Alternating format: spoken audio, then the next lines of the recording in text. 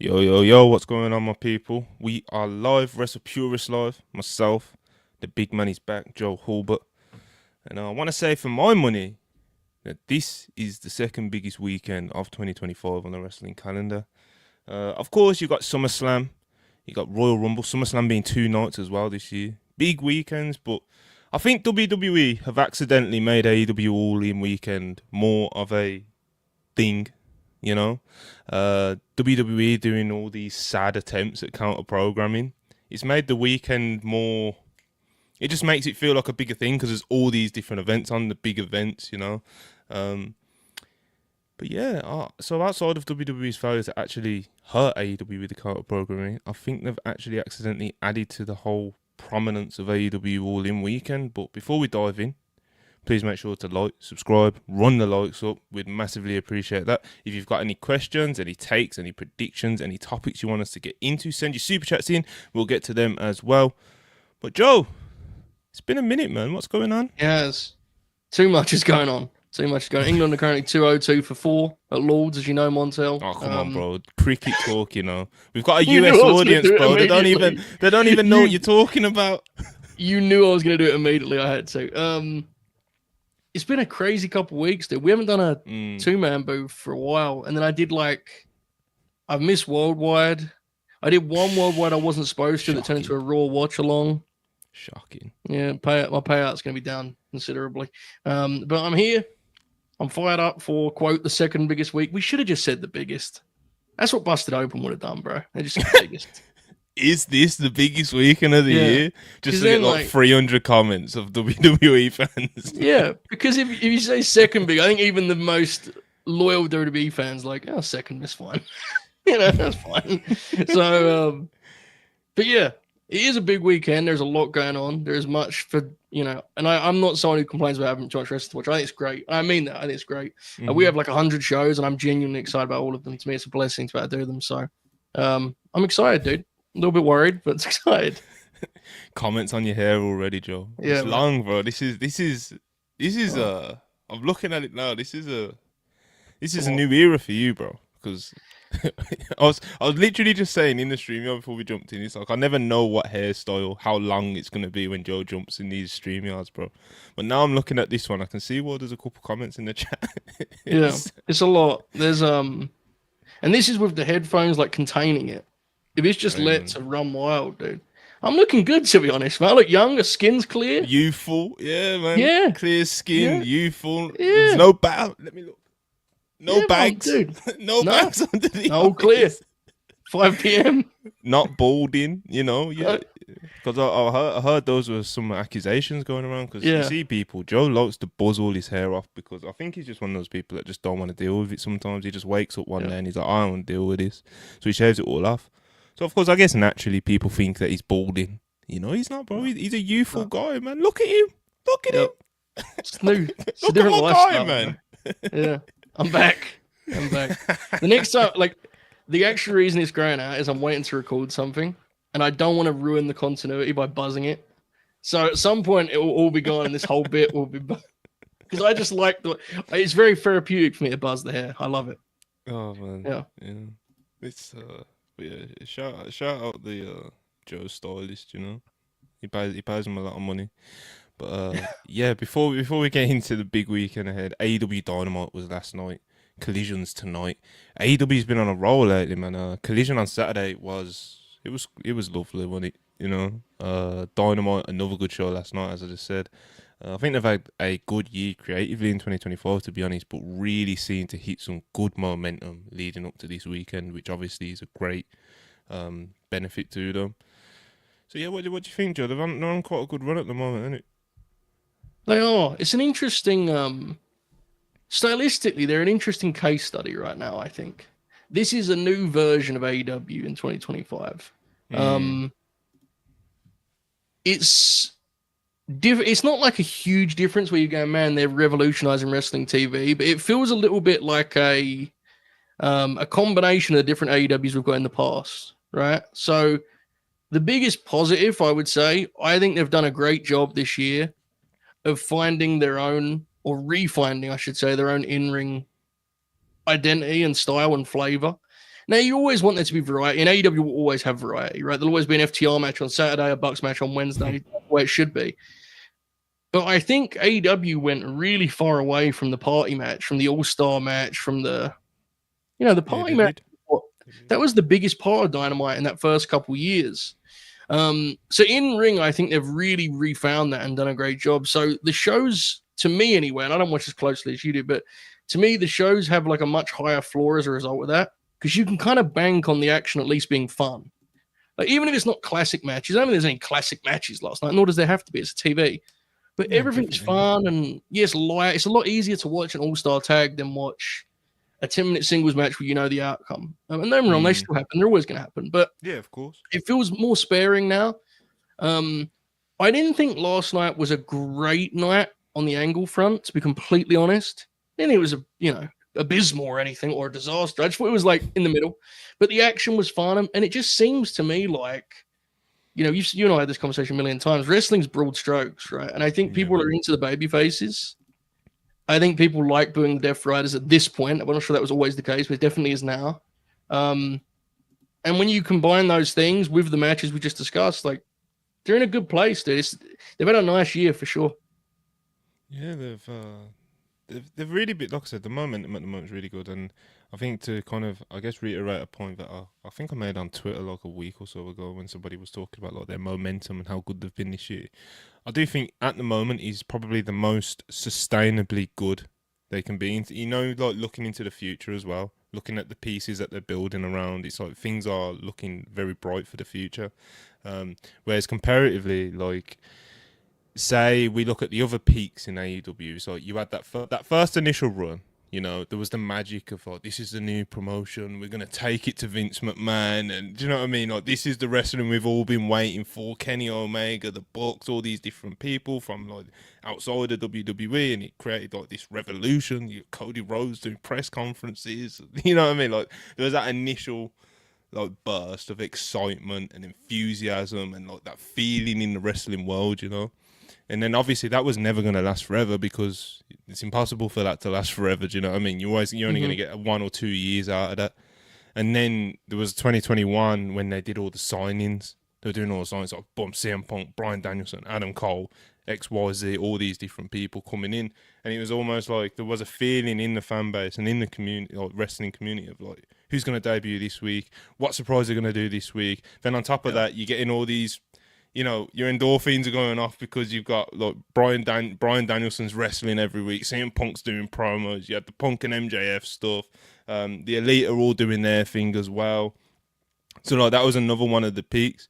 Whereas like this one, like I said, you're building around guys like Hangman, Swerve, Ospreay. Tony Storm's one of the biggest stars in the business. Mercedes is still on the right side of her early 30s. It's like all these different pieces at the very, very top of the card are very promising for the future. It's like, okay, Mox is the world champion right now, and he's not exactly a spring chicken. He's not old either, know. And obviously you're going to need a few of those people throughout the roster. I'm not saying that AEW have completely de-emphasized the older guys. They haven't, but it's more just what they're building around for the foreseeable future is just looks really sustainable. They're in good momentum, and it feels like it can continue to keep going past All In. I don't think it's a thing where we're like, oh, this is going to, who's going to debut this week? And if they don't debut someone, the momentum's going to die. Like, it's not like that. Like, this is real sustainable, in my opinion. I agree, and I think the biggest improvement I think they've made creatively is being more selective and really focusing in on the talent that you want to, emphasize. I think this card has a very different, and this build, I should say, has a very different flavor to what we would have seen in the same situation 3 years ago. I think the same stadium 3 years ago would have a 14-match card headed to it, in which the build is scatterbrain and every match has the same amount of build. And instead, they've made it clear to you here, these are the big matches. Like these are the main event matches, and they are banking on that being enough. And I think, for the pay-per-view audience at home, I think it will be more than enough, because I think they've built those matches well to differing levels, right? But I think they have built them well. I think they've done a great job making Hangman and Moxley feel like the biggest thing in the promotion. I think Mox is genuine. Like, his content of his promos and stuff, Mox has been like brilliant the past few weeks. I agree completely. I loved his promo. I thought the best. Ironically, I thought the best parts of the build last night. The one seed I thought was the Okada Omega video package, which was superb. And a reminder, because I know the video package has become like a discourse thing now, which is hilarious. Everything has, but like, there's a big difference between just a simple recap and an actual stylized video package that has like interviews clipped in. Dude, when you do something like that was so money. It made me want to watch the match even more, you know? So that was the best thing. I thought second would be Moxley's promo, which was terrific to camera. So, yeah, I think it's a different approach. And like, you know, the gauntlets, I think, allow them to do that in a weird way, right? I think definitely. The fact you have a match type that has some prestige and oomph, and you can say, you know what, Max is going to be in the casino gauntlet, rather than having to say, we need to find a singles program for Max, he can be a boost to that match. So I think that changes things a lot, rather than having to sit there in July, or in June, I should say, saying, like, we've got 25 top guys to find matches for. It kind of takes the pressure off a little bit. And so it's a more focused build. And I think they're in a good place. Now, we do have to say, and I'm not trying to be dramatic or, you know, hyperbolic, a lot hinges on the result on Saturday, right? We have to be real about that. I mean, I think it probably matters to you and I less personally than it does others. Oh, yeah, definitely. We've got friends who are going to be in some real state. So, but on the flip side, there may be the second ever Wrestle Purist victory lap on Sunday if Hangman gets the job done. Yeah. So we'll see what happens. I mean, I think he's going to win. I don't know if you think the same. I think he's going to win. So the only thing that kind of worries me, obviously, I think you spoke about this on Worldwide and stuff, but it's just kind of like how the other results will kind of be like maybe a red herring or maybe a complete giveaway. Do you know what I mean? Because you've got the Swerve Hangman tag match, you know, with the Bucks. No, not Swerve Hangman, Swerve Ospreay. Excuse me. With the Bucks, and obviously the title implications in that you'd think you could make your assumptions based off the result of that match. And then obviously there's a casino gauntlet, you know. Like if MJF wins, you are going to be very much even confident that Hangman will win in the main event, you know. But say, what if Mark Briscoe gets it done? And based off how they did the promo last night, I don't think Mark Briscoe winning that gauntlet is completely out of the question, you know? Yeah. So it's like, and then I look at kind of the Hangman Mox matchup and what they would potentially be doing after. It's like, okay, say Briscoe wins the gauntlet, yeah? So that's an opponent for Mox. Then you've got, I think Eddie's going to be coming back any minute now, you know? That's an opponent for Mox. And then there's Darby as well. That's another opponent for Mox. That might be the opponent for Mox, you know what I'm saying? So it's like, then Hangman, it's kind of like, it's a lot more. Obviously, you can just throw guys. You can just throw guys at Hangman. Like you can do that if he does win the belt. But it's like when we're looking at the pieces that are out there and the knock-on effects of the matches on the undercard, it's like, oh, I don't know. But I am backing Hangman because based off the build that they've done of this match as well, it's like, you know, then like as Ibu said on Worldwide, like we haven't like tweeted it as a full-on scoop because that's what we do here at Wrestle Purists, you know what I mean? You gotta listen to the shows with Ibu, but it's like they changed the main event of this match like a few months ago when they were first planning. It was meant to be Ospreay and Mox. So for them to change it from Ospreay and Mox to Hangman and Mox just to have Hangman lose, that's mad, bro. That is mad. So and Hangman is twice, and I know this is old head talk, but it's just wrestler's brain. He's twice done the babyface promise. He's promised, dude. The babyface promise, maybe the boys say I don't care. That used to be a big deal. He's done it twice on TV. Like, so, I don't know, man. I'm with you. I think it would be kind of crazy. And it feels like to me, someone referenced it in the chat, Tristan referenced it in the chat, it feels like they're building to Swerve being the one that ultimately does the right thing for AEW. Yeah. Especially how they, you know what I mean? They didn't blow the load last night with doing the big run-in. They did like the Titantron ordeal and stuff like that, and it was like, you know, we even got we want Swerve chance. You know, we did, we did. So we'll see how kind of that whole plays out. But yeah, man, AEW good momentum, but a lot of it is hinging on this Saturday as far as the top of the card goes. But even if Mox does win, man, it's like people aren't going to turn their nose up at Eddie Kingston returning, Darby Allin returning. Do you know what I mean? So it's like, I don't think it's the end of the promotion thing, but it is going to completely kill a lot of the faithfuls. You know, it just feels like an unnecessary. It feels like an unforced error, to be honest. Yeah. And It's Hangman, who I think people like feel it's overdue to. Like Hangman, he lost that belt 3 years ago, over 3 years ago. It's just, bro. Like I was just saying, like, if Hangman is losing, which I don't think he is, but it's like you would have just kept Ospreay in that position, wouldn't you? You know, yeah. Like, it feels I think he's cruel. winning. It feels cruel to the fan base to be like, you know what? Actually, Hangman can eat this bulldog choke. Like, Yeah. no, man. To be honest, if it main events, I'm very confident. Very confident. I think it will as well. So I think Yeah, because if it will at this point as well. So if Hangman's not winning, I feel like they'd close with Kenny and Okada. So yeah, man. Well, they've got 3 options for the main event, really. they do. Break it down. 3 real options as well. It's not like none of them would be like a charity main event, in my opinion. No, None of I them, just so. the build to Tony Mercedes. While it's not been like catastrophic, it hasn't screamed main event. Unfortunately, it's not a reflection of them. It's just felt like that's kind of the way they've slotted it to me. They tried last They night. did. Obviously, we might as well dive Yep. straight into it. That's the first thing on Yeah. Dynamite, wasn't it? The Tony Mercedes face to face. I did think it felt quite big time with the two of them there. Mhm. They did the thing. I think the way the audience treats Tony as a star every single week is genuinely great to see. It's like Joe knows as well. It's like I love stuff that's just over, bro. You know, don't get me wrong. There's a limit. Like I'm not a Karrion Kross fan all of a sudden now, but you know, like seeing Tony become what she's become is like, you know, and it's like the timeless gimmick isn't necessarily something that I would pick out and go and watch myself. Do you know what I mean? But it's just I love seeing where she's gotten to in her career now, you know. I do think Mercedes kind of held it down, obviously, to be honest. You know, she can sometimes come off not great with a live mic in her hand, but I think overall these two did the thing. It wasn't a spectacular blowaway segment, but it wasn't offensive, you know, and, you know. Yeah. So I'm with you. I think the feel was most important. It felt like a big match. And to your point, it is good they got that spot, right? Opening the go home. And I think they needed it because I do think a couple of the weeks it felt like they kind of just went, we'll do this and kind of keep things ticking over. The content was pretty good. Like, I think Mercedes has kind of worked her pretty unorthodox delivery into the act now. And like, it's kind of part of her shtick that she's. oh, yeah, I agree. Yeah, like, and Tony kind of used it against her too, like that she's kind of this like facade and ego. Yeah, so I think she's worked in as a heel, and Tony's content is always really considered. She always has some cool lines for the video package, right? For the My Way video.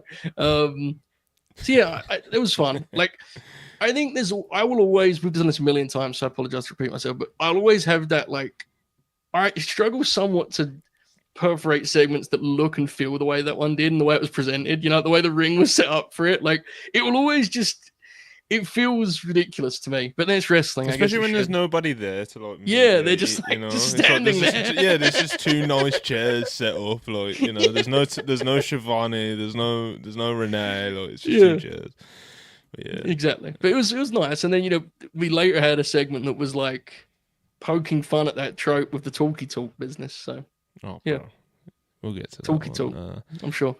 As we mentioned, I don't know, about 10 minutes ago about Mox's promos, he cut a really strong promo again on Hangman, talking about like, yeah, you beat me in a Texas Death Match, but that was a long time ago. Will you hold the line under pressure? Then he said, I think you're a victim. I think you feel sorry for yourself and all this. And he said, on Saturday, you better walk that aisle like it's the very last time. But yeah, man, he said that. Was it like 2 weeks ago when he's like, Hangman don't really want this, you know? Yeah. He just thinks he does, and you know, and I think there is definitely some threads of truth woven in to how Moxley feels about Hangman's very easygoing nature in that sense, you know? Like, he's not fighting. Perfect example, the Hangman Ospreay Owen final thing, you know? Where they were like, oh, no, I'll put Hangman over and Ospreay. And Hangman was like, oh, no, I'll put Ospreay over. And it was just very all nice and stuff. And he got reported and aggregated very positively. And it was all, we're all friends at AEW and we'll put each other over and stuff. Bro, Mox thought that shit was absolute woke nonsense, bro. So when you kind of have that in the back of your mind, it's like when he says some of the things that he says, it's like, yeah, Mox is he's threading in some things here, you know? I'm sure he has a lot of wild opinions on all the things we see on TV, to be honest. But it was a great promo. It was a great promo nonetheless, and I love kind of, just his ability to add a gravity to a big match. It's one of his best strengths as a wrestler. Like, this is a really big match, and him emphasizing that and talking about the pressure of the moment. And he's just, Moxley's a really special promo in that he's able to walk the line between, like, he's like half doing kind of sports wrestling, but he's really theatrical and over the top at the same time. He kind of walks this tightrope, right? Like, because the content, if you just wrote down the content of what he's saying, he sounds like the welterweight WBC champion preparing for a 12-round fight, but he's delivering in this like Batman villain way, right? He's this very complicated character, but yeah, he's tremendous. And as I said earlier, I think that was the best in terms of just straight up build. That was some of the best stuff they did last night because it sold the match. On top of like his content being like very high level, like one of the best guys of his generation, I think when it comes to his promo content, I think Max, one of the big things about Max as well is that his delivery is never in question. Like you really do, like as far as wrestlers go, like you buy it, bro. Like there's no like he's acting and hamming it up, like it's Max, bro. So even when he says mad shit, like especially when they first started the Death Riders and he was he was doing all the lore building and shit, it's like. Yeah, he just kind of has a cadence that works however he decides to cut his promos that week. Yeah, he does stuff that if anyone else did it would be quite bad, to be honest. Yes. Yeah, 100%. the Christian Cage rule. Yeah. What else do you have on Dynamite? Oh, the tag match: Fletch, Takeshita, Bandido, Brody. Good God, man! Did you see this show? I did. That Kyle Fletcher thing is unbelievable, dude. He's something else, man. It's quite unsettling, to be honest. Like, I know a lot of the folks watching this have always liked Kyle, but he's become this sort of... He's like maybe the best wrestler on TV. He's got everything, bro. It's a little much, to be honest. You need to calm down a little bit. He's almost like, how everyone used to say in WWE, like, if you could build a wrestler, it would be Randy Orton. You know? If you could build an AEW wrestler in a lab, it's perfect. Yeah. It'd be Kyle Fletcher, bro. He's like, he does all these old school heel tricks, but his offense is super explosive. Mm-hmm. He has this incredible physique, but he's self-aware and he's like willing to play a coward. I just can't. Every time I watch him, I'm just blown away. Like, honestly blown away. And even in matches like last night, it's a Road 2 tag in it. Like it's just. I think he's 26 or 27. He's 26. 26. It's unbelievable. Dude. And just to add to that, Takeshita's only 30. Bandido's only 30. Damn. Like, you know what I'm saying? You want to kind of surprise it. Brody King's 38. Yeah, I think he got in late, right? Yeah, he did, but like it's just I don't know, man. It's like you see these guys, especially with the way like the AEW audience talks about Brody, like he's next up. It's like bro, he's 38, mate. Someone on my timeline. We need him now. Like, yeah, and he's all over the TV. To be fair, so yeah, someone on my timeline called him a young Samoa Joe, and I was thinking, well, about that. But he's younger. He is younger. He is. So am I. That made me a young Samoa Joe. So are you. No, he's awesome. Bandido is someone they've barely scratched the surface of how, like, I think he could be a top guy for them. He's so marketable and he's so explosive, and he could wrestle like a heavyweight. I think he's someone, like, they obviously get how valuable he is, but hopefully once he gets beyond the ring and on a title reign, I don't know, man. I think he can really climb on the AEW side of things. He's awesome. Yeah, he's great. With a lot of our guys have loved him for a while, haven't we? So yeah, man. Hopefully keep him fit and gradually push him up the card, bro. He's more than capable of holding it down. All right, tag division. Jet Speed finally got one over on the Hurt Syndicate with Christian and Nick Wayne. This all start. Won't go straight into the MJF stuff, but just briefly mentioning the tag stuff. The start. So they were doing an MJF and the Hurt Syndicate were doing a interview, and then the Hurt Syndicate went to go get ready for a photo shoot or something, and the locker room was right there. It was outside the locker room, and they were like, "Oh my god, go in the locker room. There's no tag titles there. They've been stolen." And there's a nice little message from Kevin Knight. Well, Jets, both of them probably. I can't remember who it was signed by, but basically it was just kind of like, we've stole your titles, happy birthday, Shelton Benjamin. So they stole the titles, and that was the first. That was the first start of it. They did jump them later on in the night, but we'll get to that. The Kenny Okada video package, real shit, bro. That's some real. Awesome. Joe's already mentioned it. Like, it was a great video package. It wasn't just your typical, oh, this match is happening. Like, there was some real thought and effort put into this, you know. There was, of course, the promos in the middle of it as well, throughout it, you know. One thing that popped me about it a lot, though, was Kenny talks all, like, serious, locked in, reminiscent, weighing up this prize fight he's about to have with Okada. And Okada's just like, yeah, making you cough up blood would be great, you know. I might kill you on Saturday. You know, and he's like, yo. Dude, what do you think the finish is on Saturday for that match? This one really interests me. In a lot of ways. The finish interests me. I honestly, I think it might be I think it's harder to pick than the main event. So do I. I think it's harder to pick. I think all three matches could go either way, but this is the one that I don't know, man. I think Okada might be winning, you know. Because, like, I kind of think he should win in, like, really brutal fashion. Like, they should have a great match. I'm not saying he should squash him. Like, it should have a long match, classic match. But I kind of think Okada should win in, like, a really, I don't know. I like what he tapped into in this promo, the way you're talking about how blunt he is about the whole thing. He'd be pretty sick if he won really violently. The thing that really started to turn me, like, I was thinking, okay, Kenny's gonna win because he's the guy to create the new world title, and it's like he's Kenny Omega and blah blah blah blah. And then as we've kind of seen him over the past few months, like he's very much taking it safely, easy, however you want to call it. You know what I mean? He's not out there wrestling every week. That wouldn't be good for him, and he has to go through a lot of work and recovery to even get into the position where he can go out and wrestle a match.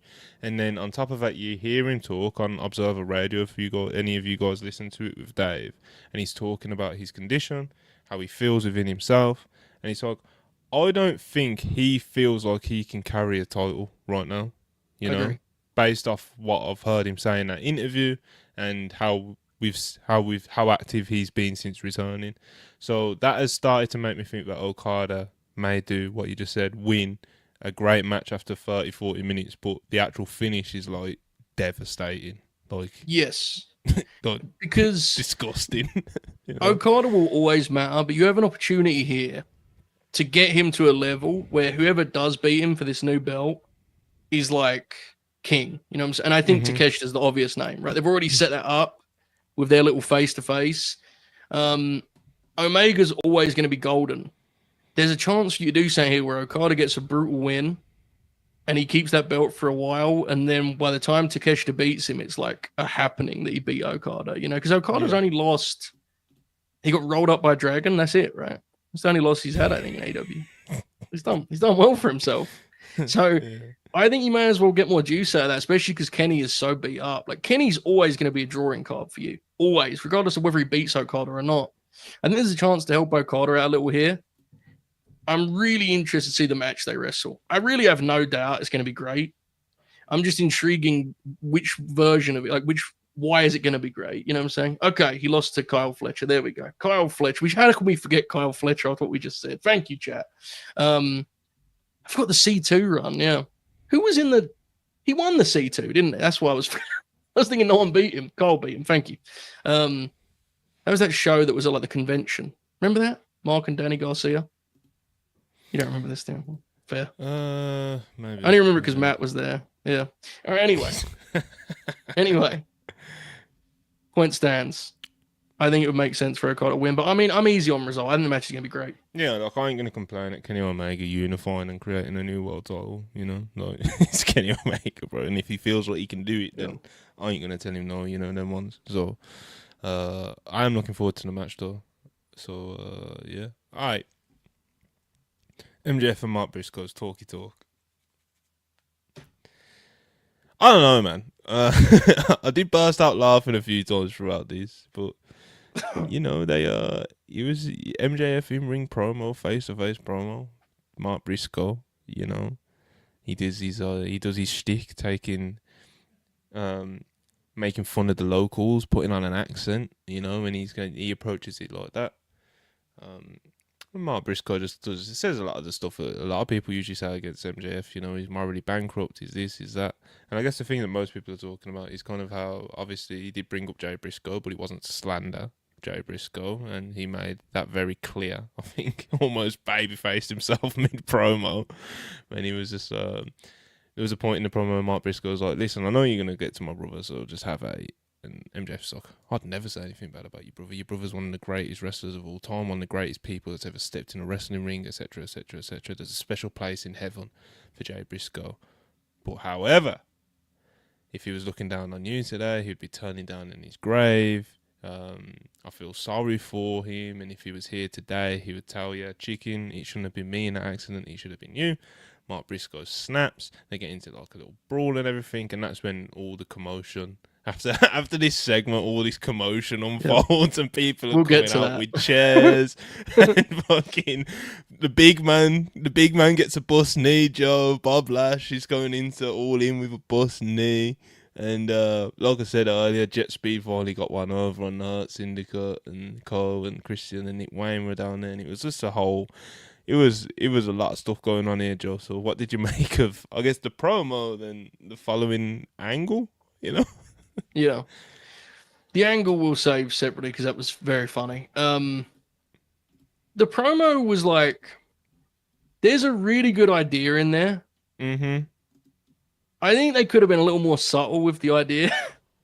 I don't think the line of I don't think the line of I love Max, but it's just I don't think he needed to actually say you should have been the one that had the accident. Like I think it's almost more cutting that what was to me what was interesting about was the idea that Mark could kind of become.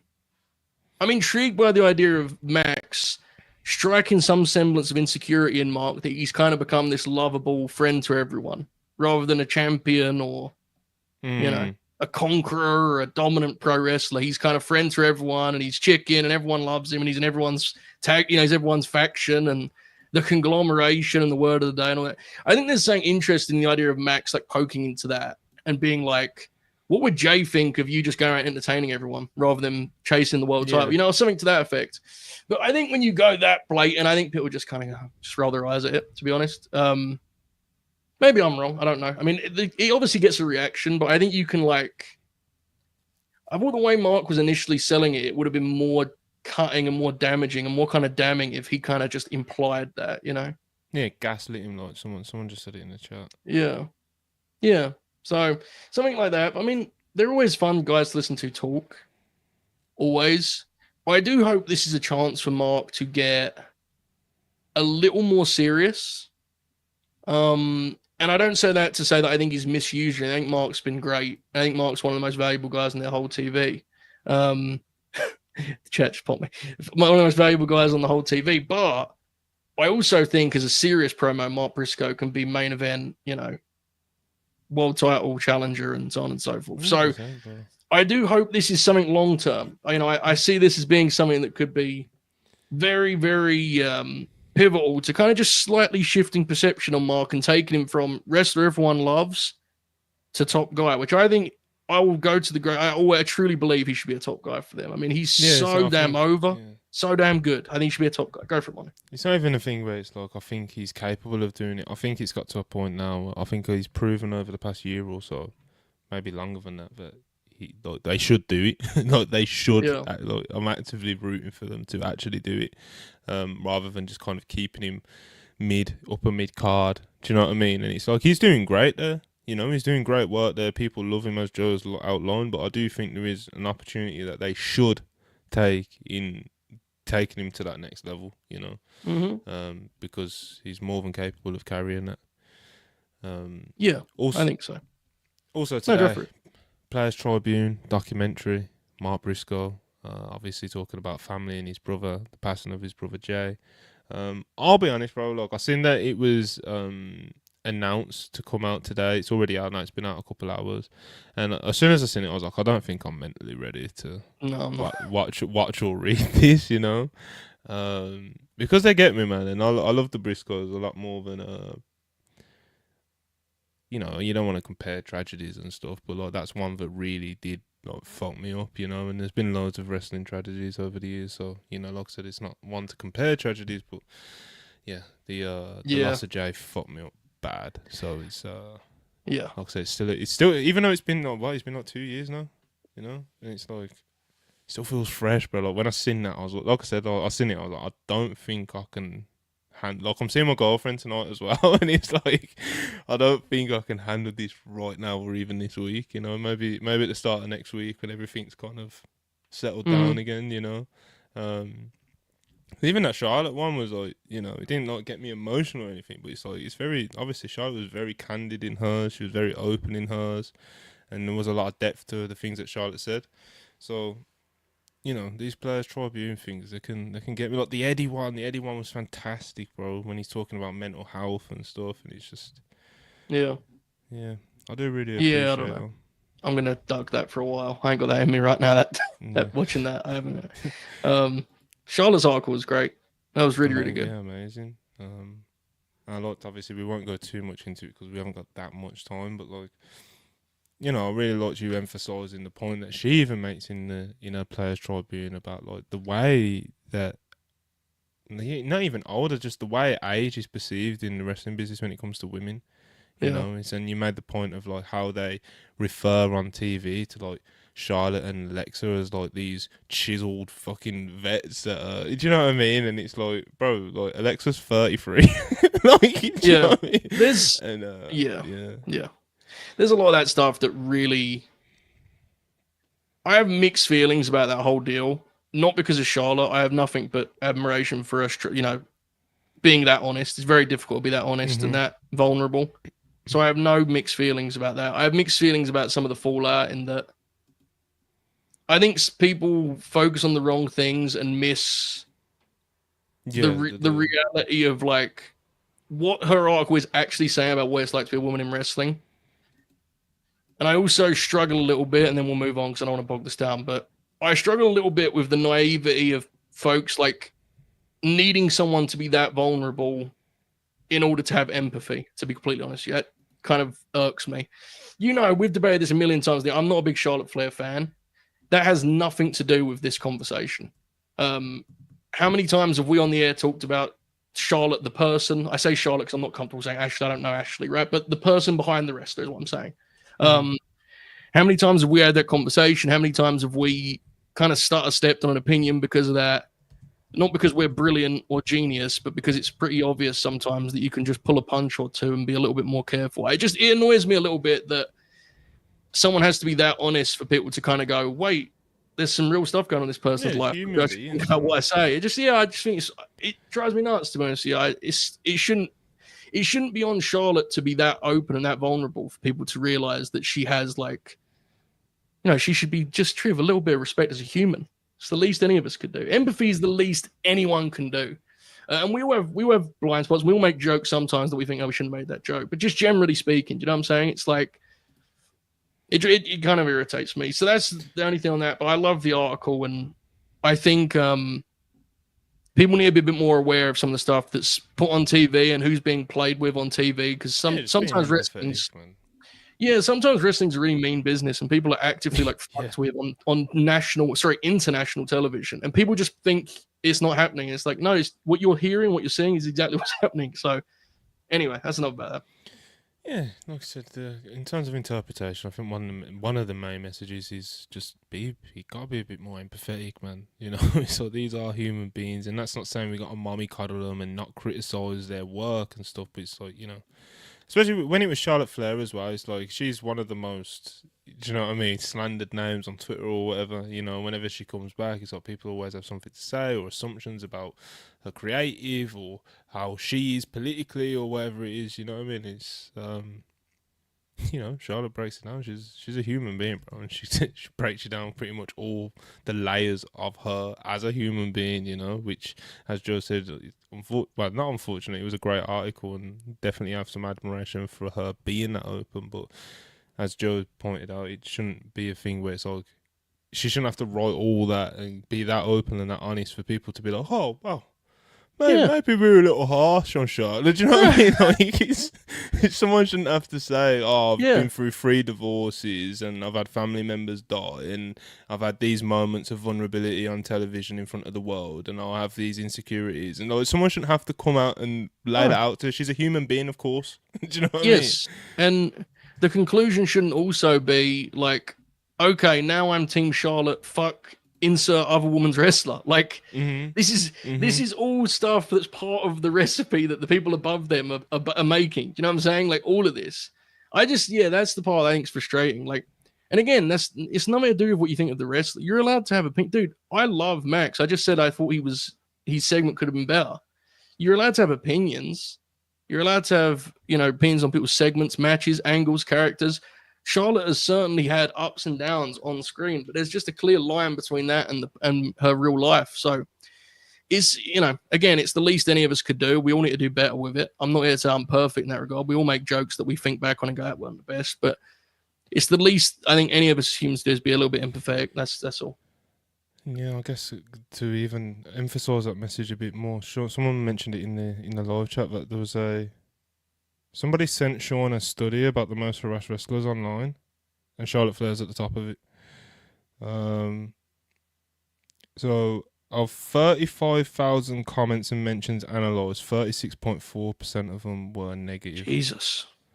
So that's Charlotte Flair at number 1, Nia Jax number 2, Mercedes Moné number 3, Saraya number 4, Tegan Knox number 5. That's a shame, man. It's the injury stuff. There's nothing wrestling fans like more than taunting someone with their injuries.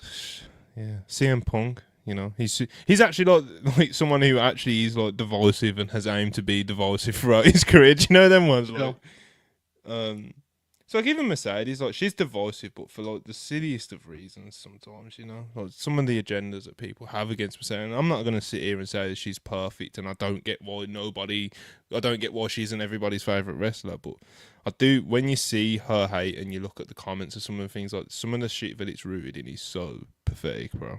And obviously Saraya the same. Jericho number 7, Cora Jade number 8, Young Bucks number 9, Jade Cargill number 10. Uncomfortable amount of women in that top 10, I think, personally. Well, yeah. So empathy people. Now, in more positive news, can we now talk about the Hurt Syndicate angle that we referenced earlier? Because remember we were going to circle back. Oh yeah, after the talk. This was spectacular wrestling television. Talk us through it, Joe. So it's been highlighted that the Syndicate don't really get. They, for the most part, just beat the ever-loving shit out of whoever they interact with. Which, fair play. It pops me. I haven't got any issue with it. However, last night, they, as heels, they got beaten up in a fashion that almost made them seem like they were triumphant baby faces who in Texas this Saturday. Because they didn't when heels get beat up, they're usually bumping around and bouncing around for the baby faces. They did it at such a pace that they left Jet Speed with all this time to kill like they were the Horsemen or something. It was fascinating. I was watching this segment just laughing. I had no idea why I was laughing. Immobilized them, bro. Yeah, they were just like they were all selling down. It was like watching Dusty get beat up in '86, but and then Christian came out, and I was like, oh my god! It was a very, very funny segment. That whole build is funny. I presume they're just going to win.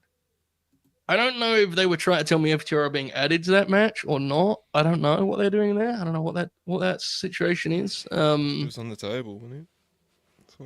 Yeah, anything. I mean, look, there's obviously issues with the Syndicate acting as flaws, but God, they are cool, aren't they? Oh yeah, suits. Just look at them. So they're godly, bro. Won't be able to fully dive into this, but I think AEW should do a tag tournament pretty soon. I agree. I think because they've got all these different pieces, and even not necessarily makeshift teams, but teams like Fletcher and Takeshita. Yeah, should be in it. You could throw them into a tournament. Should be like the Crockett Cup. Yeah, everyone should be in it. Ospreay and Swerve, throw them in there. The Bucks, throw them in there. FTR, throw them in there. Outrunners, throw them in there.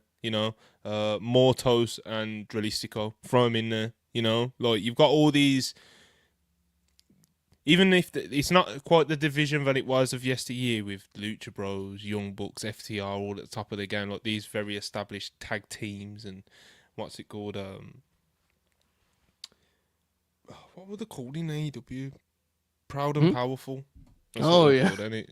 You know what I mean? Yeah. Like in these tag teams and stuff like that. But I do think they've got enough pieces there. Jet Speed, obviously. Nick Wayne, Christian, obviously. Got enough pieces there to build like a fucking all-time tag tournament, bro. Oh, for sure. I think they should just do it and kind of almost like catapult the division into being like the AEW tag division again, because I do think the past few months, even I love the Syndicate, bro, and I love what they do, and I don't think they should be bumping all over the place for these baby faces that they do run over, but that isn't really what the AEW tag belts were about, Then it's like before the Hurt Syndicate, it was on Private Party, and they didn't get the reign that we all thought they would have and should have got. So that was unfortunate. Then the Young Bucks' reign was a little bit of a weird one, because when they did show up, they were really good in their like tag defenses and stuff, And obviously they put a nice little bow on it with the Private Party, dropping to Private Party. But that reign was a little bit weird as well because of the amount of activity throughout, and what I mean. It's just been I think it's time for them to just be like, this is us getting it back to where we want to be as a tag division, and just do the fucking. Make it rain star ratings fucking in a tag tournament. Fuck it. Yeah, I definitely agree, because I think because of the situation with the belts, people think the division is lacking talent. And as we just kind of mapped out, it definitely is not.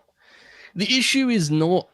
The Syndicate are a really overact. I think the question is more whether or not the Syndicate need to be the World Tag Team Champions is probably the actual question that needs to be asked. I think the Syndicate are a great act, and I like having them on the TV show. I'm not certain they need to be the tag team champions, purely because I don't think they have a ton of tag teams that are a great fit for working with the Syndicate as babyfaces. I was trying to think. There isn't many, man. There's the Gates of Agony could go toe-to-toe with them, I guess, but they would still get run over, And they're not the ones you could do is... Joe and Hobbs, and if Buddy was around, him and Brody would be a really good match for them as babyfaces, because people would actually get with them, Yeah. But without because it is hard.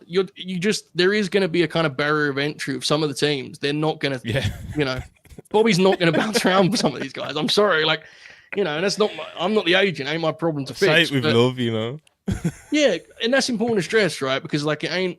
I'm not doing this in a way of oh my god, they're burying everyone. I'm not. What I'm saying is, it's just. There's a clear difference in the way that the Syndicate are going to approach the Outrunners to how FTR approach them on Collision. They're just not going to look at that the same way. I'm sorry to say, it is what it is. So I think there's probably an argument that you move the Syndicate into more of a personal rivalry situation and you put the belts elsewhere. I mean, I'll say this. You mentioned about, the way the division used to be. The Bucks have had a great year so far. And I think FTR are in really good form too. So you still have those two as your, standard as teams. Yeah, and then you got all-star teams. We need to have Roddy and Kyle, who are terrific. Yeah, bro, this is what I'm saying. There's loads, man. It's I almost forgot Jet Speed. It's they're probably There's a lot of good teams. There really is. Yeah, it's what would make sense. Man.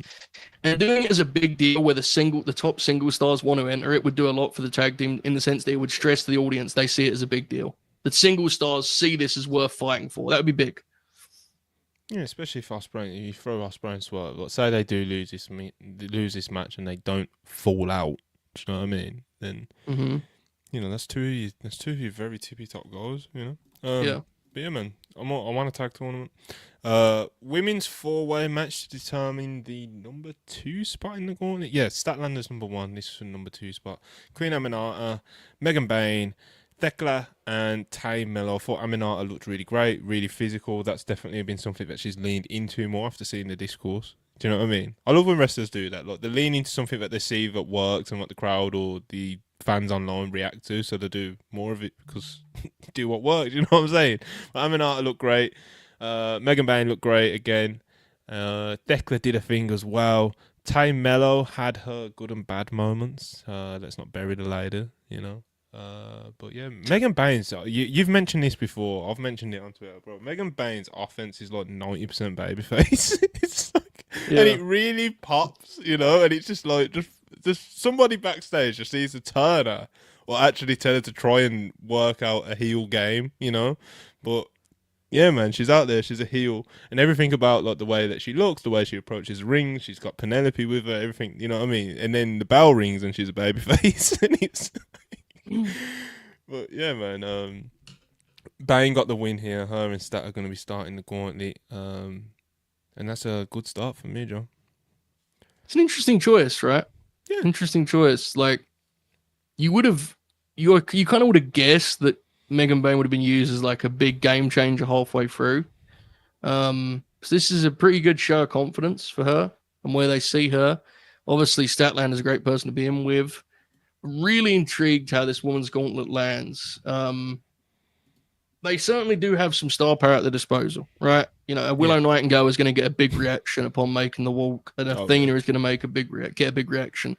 I'm intrigued as to like if there's some surprises on Saturday, if there's some, you know, just because it's a chance to do some weirdness in it with a gauntlet. You can kind of surprise people and do stuff, even if it's a one-off for some of these people. Because sometimes a surprise from a lesser talent will get a better reaction than someone that people see every week because it's a surprise. So you could just, there's a lot of people in town for StarCast, so I'm intrigued if we get anything like that. But very interesting. I'm really hoping this goes well because you'd like to see this become a staple for the women the way it's become that for the men. So, yeah.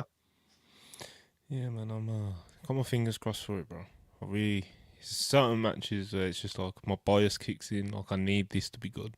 I've got agendas in this match. I need it to be good, you know. But yeah, I've kind of always been, I guess, especially over the past few years, like very much just rooting for everything that the women. When the women get these sort of opportunities in AEW, I want them to absolutely kill it. Kind of like the way that like Tony and Mariah did, you know, with that Hollywood ending. You know, it's like I want them to just take it to another level, to the point it's just undeniable. You know, I don't want anybody questioning whether they should do a women's gauntlet again after this match. You know, I want people dying for them. You know, like, so yeah, I'm really hoping it goes well for them, man. All right, so Dynamite, we kind of had like a 2-part main event here. So we had Samoa Joe versus Wheeler Yuta. Samoa Joe beats Wheeler, nice outing for the big man, and then he gets jumped by the Death Riders because of course, and then the baby faces all come out, and then that spins into the main event, and yeah, man, the Death Riders, they win that main event. Very unfortunately, you know, heartbreaking all the babyface fans out there. Look at the fan on Joe, man. It's Anyway, the Death Riders win the main event, and they try to hog tie Ospreay and Hangman in the middle of the ring. They get the plastic bags out. They're about to put the bag over their heads and stuff. And then you hear the "We Want Swerve" chants. We want Swerve. People are waiting for that moment for Hangman to finally be saved by Swerve and them two to fist bump or whatever the fuck they're gonna do, you know. But we get the "We Want Swerve" chants, and then Swerve comes up on the Titantron. Of all things, distracts the heels. The heels are like, hold on, let me see what he's talking about. And Swerve is in a digger. He's in a big digger, and he crushes and flips over the Young Bucks' limo that they arrived in. And the Young Bucks are absolutely devastated by this. They just ditch everybody in the ring, and they run to the back.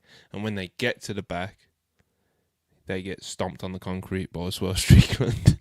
So, owned. And obviously the babyfaces, they cleaned up the mess in the ring and they stood tall at the end. So the babyface is standing tall. The limo got flipped and destroyed. Swerve now drives diggers.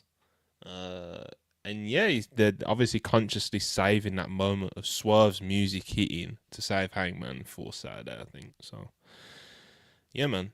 What did you make of this whole ordeal, Joe? The two matches, if you got anything to say about Joe Wheeler as well. The tag match, which was the actual main event, and I guess the final angle on the show with the digger and the bags and you know. Yeah. So this kind of goes back to my immediate point about Dynamite, my broader review of Dynamite. So obviously very different matches.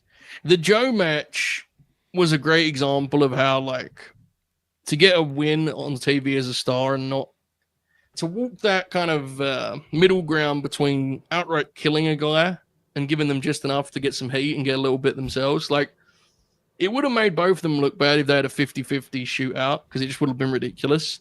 Yeah. But Joe's smart enough to, like, he also didn't just, like, swarm you, all right? He gave him space to get heat and do his thing and, you know, rake the eyes or do whatever he's going to do. And the finish was really good. So that was a smart match more than it was a great match. It wasn't trying to be a great match. I think that's important. As for the main event, goes back to the earlier point of, to me, that's like, I think that's a good thing. That's an AEW staple. I think that style, that Road to tag, fun, light, popcorn wrestling, like, I think there's always a place for that, especially on the week of a pay-per-view when you're trying to just kind of get people ready for a big show, a stadium show. Total, nothing but positive things to say about the action. The angle is less to my taste, and I understand that for some it's like they love it almost had like a Looney Tunes vibe, and I get it. They're about to put the bags over their heads, and it's like Swerve comes up on the screen, and everything just stops. It's like, I don't know. This is just me.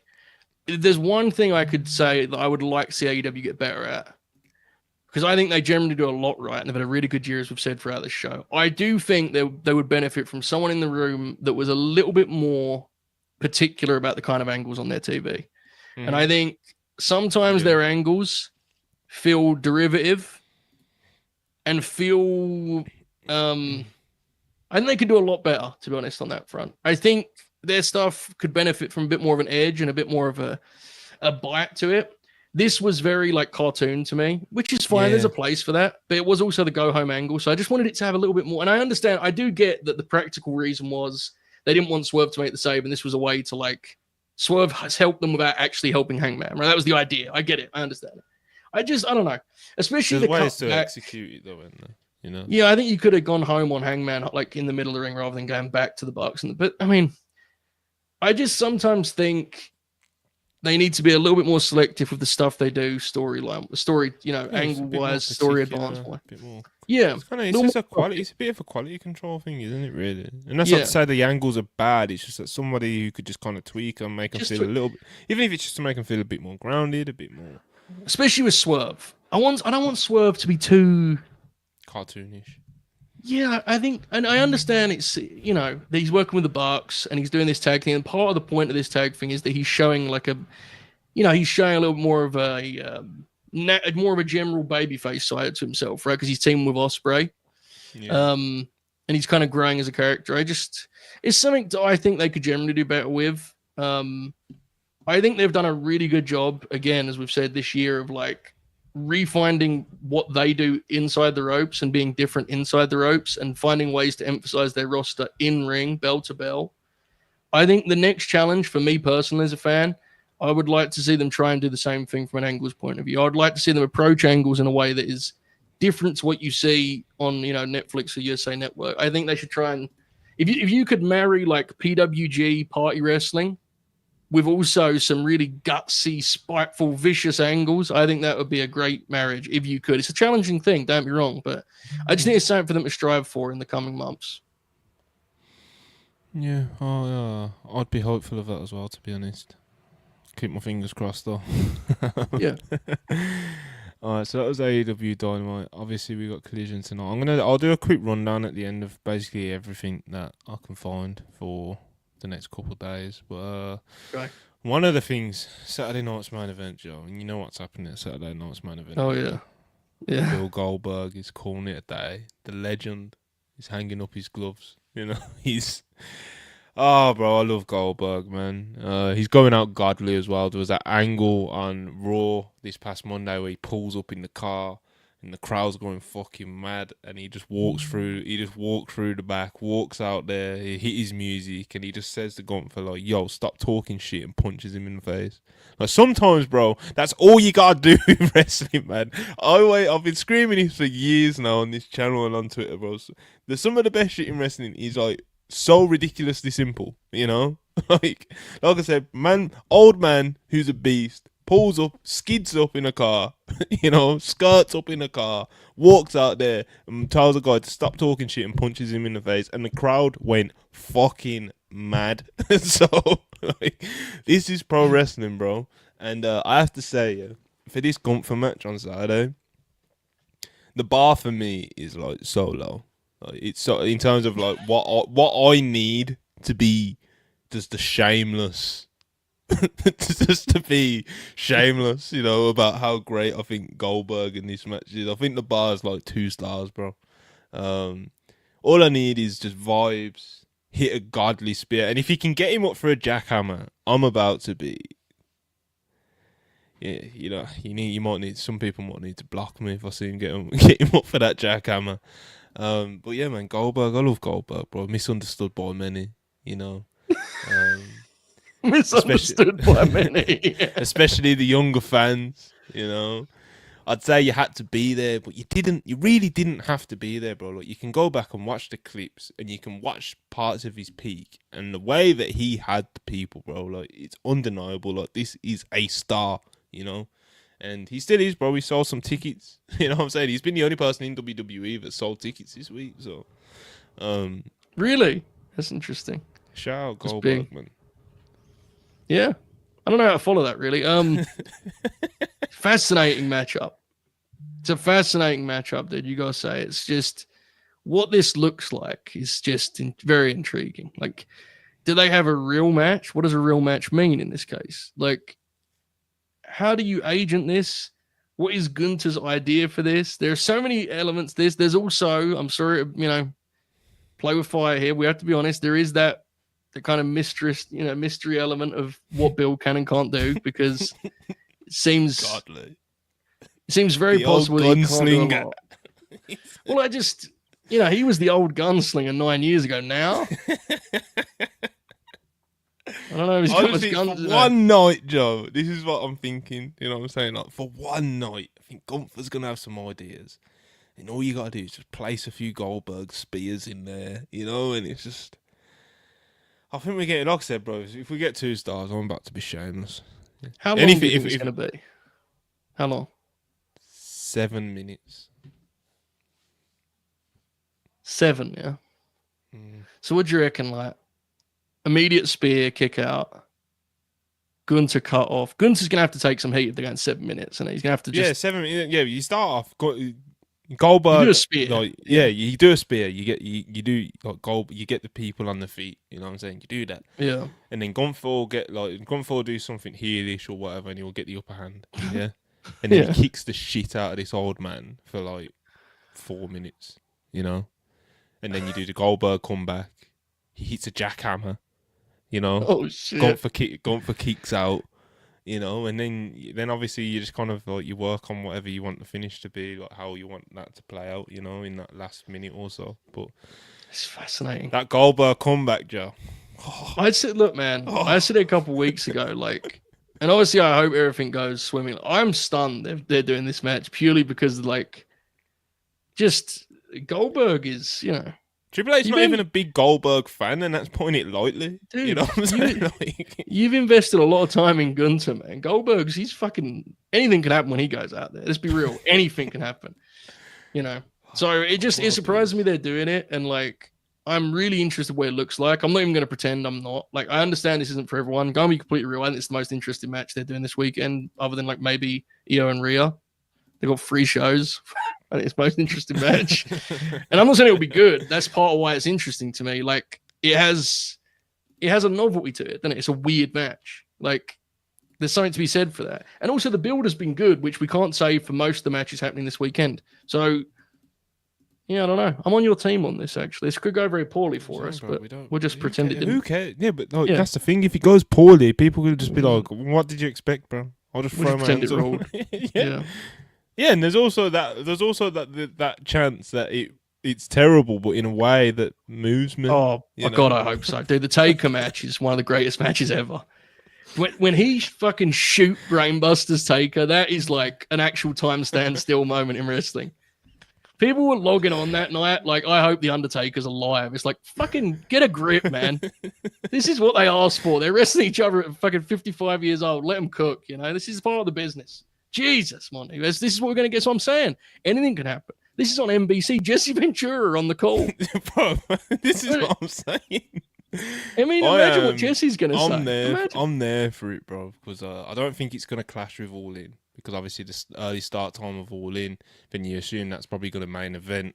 I think we're home and clear on being able to watch that one. But But yeah, man, fired up for it, bro. Goldberg calling it a day. It's been 30 years. I love Goldberg, if that isn't obvious. So yeah, man, I'll be locked in for that one, hopefully. WWE Evolution, just quickly touch on this as well, bro. Spotty build, to put it lightly. The Bailey Becca Lyra stuff has been built well. And I'm very excited to see how that looks and who wins that, etc., etc. I'm excited for that match. The tag matches had some build, of course, with the Charlotte and Alexa stuff, you know, and them two kind of coming together and qualifying for the match and blah, blah, blah, blah, blah. But I've seen a lot of people trying to, like, say that Io Rhea and Naomi Jade has had a build. And it's like, that's bullshit, bro. You can't just reignite a feud for one match and call it a build based off their history. Like, that's not how a build works, you know. Like, you haven't built to the match. You've just said, oh, they're familiar, or they're familiar foes, or whatever. Like, let's reignite that. Like, that's not a build. You can give the match itself some story and some more substance to it, but it's not a build, you know. And then they're doing that Battle Royal as well. But Stephanie Vickers is most likely the favourite to win that one. I think Nikki Bella's going to be in that as well. Do you think there's any other surprises on Evolution, Joe?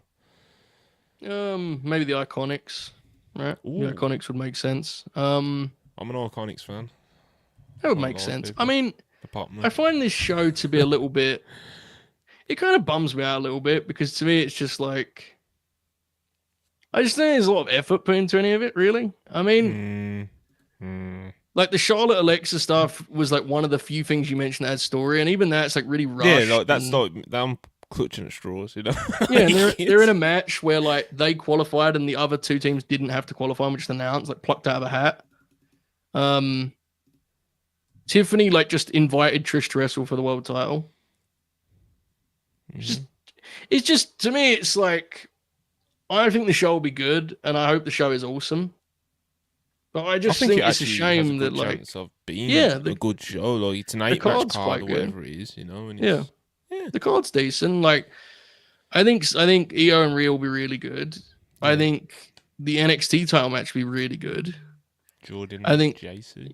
Yeah, and the four-way tag like has a chance to be fun, and like I think there's a lot of stuff that could be fun on it. It would be nice if it felt like it had any kind of promotional juice. Yeah, like it just feels like I think they're just doing as like we got this too, which is, to be honest, the way it was announced also. It was like just slid into an ad. So it's a shame.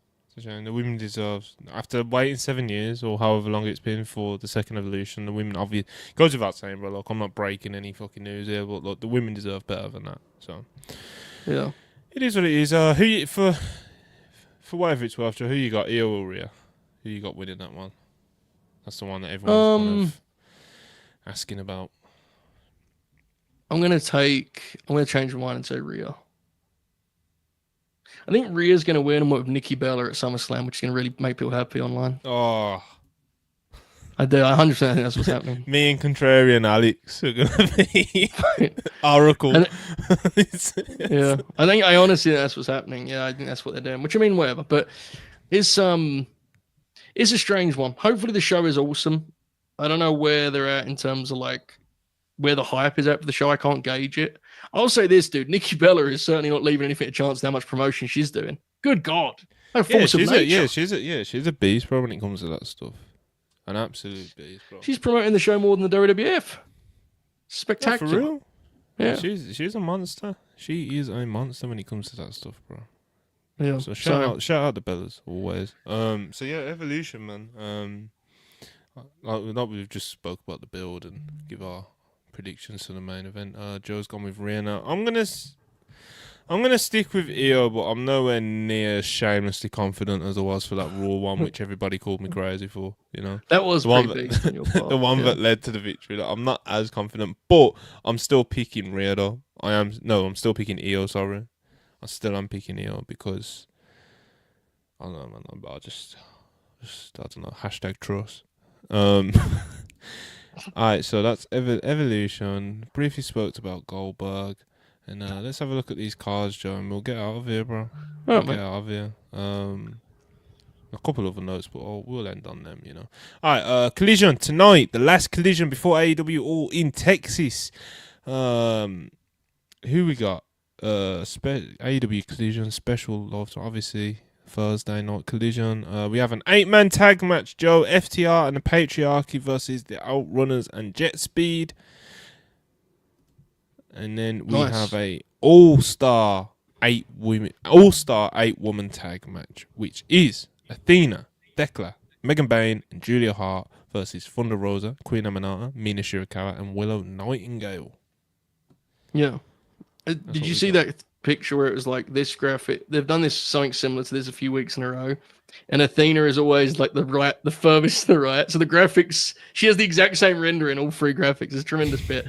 I'm sure it'll be fun. I mean, I get that they're kind of. This is very much just like we're building to a gauntlet match. It's just. Just fling people in, which I mean, that's fine, and that's fine, bro. It's Collision. It is, yeah. The biggest thing is like coming out of this, you hope that the individual, you hope that Chris's story gets more room to breathe, and so on and so forth, right? And elsewhere on Collision, the last thing that I can see announced right now is Mystico versus the Beast Mortos, which should be a good time, man. That should be a good time. Insane match for just like go home Thursday Collision. Insane match. It is definitely. Okay, then I'll try and do this in order. We'll do the SmackDown card. Jelly Roll. Wait, what? It's Jelly Rolls on SmackDown. It just made me laugh how we was like, yeah, man, Mystico and Mortos on a Thursday Collision. Then I'm like, SmackDown, Jelly Roll. But yeah, we got Jelly Roll on SmackDown. What else we got? Oh shit, they're doing a tag title match. Street Profits versus the White Six. That's interesting. What's the finish there? Well, I'll just have the Street Profits win in about 8 minutes, but well, it's just weird because they did this match and did a no finish, right? And then they're going back to it already. Well, this time they're doing Uncle Howdy and Eric. Oh, the Profits are fucked. They can't fucking hang, dude. Then what else we got? Ron Killings versus Aleister Black, which is that'll be whatever. Nasty business, bro. Zapping Ron Killings last fucking run to get Malachi Black some juice. I see what's happening here. I see it, Montel. That's what they're saying about Aleister Black as well, bro. Look, we're gonna start seeing him. Get a big push. Big push. Basically, he's getting a big. He's getting a big push. Big push. We don't know what that means yet, but he's going to beat Ron Killings. Yeah, man, big business, bro. Let me pull up this Super Card of Honor card because it's quite a decent card. Super Card of Honor 2025. We're doing a Grim for this one. Oh, really? We're doing the flagship, Friday. Confirmed shooters on. Wild. Here we go then. Confirmed match card. Shout out to SE Scoops. Good people over there. Alright then. Let's do it. ROH World Championship. Bandido versus Konosuke Takeshita. Very fired up for that one. That should be unbelievable. They have great matches in the past. Could be the match of the weekend. Honestly. Absolutely. 100%. Absolutely. Women's World Championship. Athena defending against Thunder Rosa.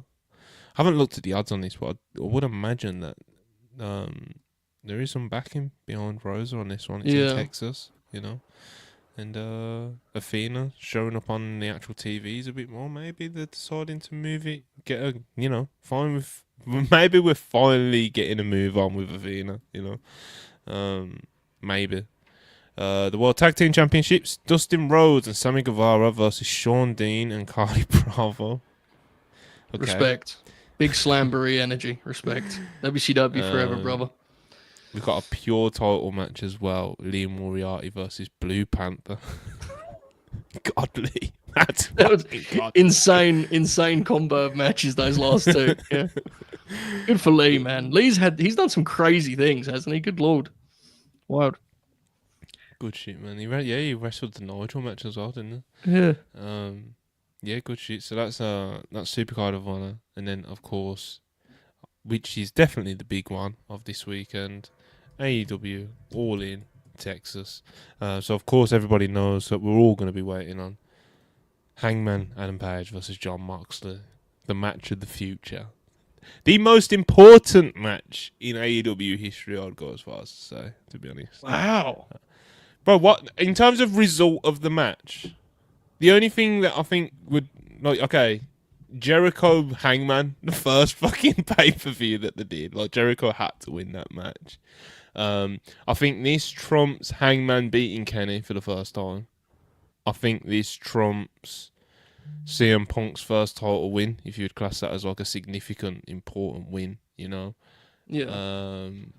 I think some people would argue that was the most important. They got the result wrong, but that's a different debate for another day, right? So, the Punk one. Where would you? I think this is the most important in terms of result. I think this probably is the most important match I've ever done. I don't know. That FTR Guns match was a big one. I don't think it's gonna like fucking destroy them or anything. But I genuinely do think it could like hurt some of their numbers if like Max goes over in this. No, I feel you. It's hard. I'm trying to think back. It feels like it'd be up there. Definitely be up there. Yeah. It's like the mood with AEW at the moment. It's like Max here. Like me saying that I think it would hurt the numbers. Not really enough to back that up. Like, if that makes sense, because if you look at how Max has performed numbers-wise, ticket sales, pay-per-view sales, his quarter hours, etc., there's not really that much for me to base that opinion off, other than I think the vibes will be off, bro. You know, and that's not a statistic, is it? So, but I do genuinely think it would have. I don't think it would be like catastrophic, but I do think there would be like a little bit of a dip if Max was to retain here, you know. But yeah, I can't think of anything more important than this, Joe. I fully can't. It's a big one. It's definitely a big one. Absolutely. What did the chat say? Anything? The chat. I was seeing the chat had any suggestions of like more important AEW match than this. I don't think there is one, bro. No, I don't believe so. So yeah, of course, like I said, that's the big one. Mox, Hangman. We've got Tony versus Mercedes. Who you got in this? Who you got in that one, Joe? Real quick. Mercedes. You got Mercedes. I definitely think Mercedes. Really? Yeah, but I think I'm just going with my heart instead of, because I really think she should win the match, you know. But at the same time, I don't think they can go wrong with either of them losing. But I do think Tony should win, because I think it's better for the title if Tony wins. Because I've seen a lot of people like, when I said it yesterday on Twitter that I think Tony should win, a lot of people kind of like, we got to do Mercedes dropping it to Willow. Like, that can still happen. Like, I'm not saying that Tony should never lose to Mercedes, but I would have him win this first match.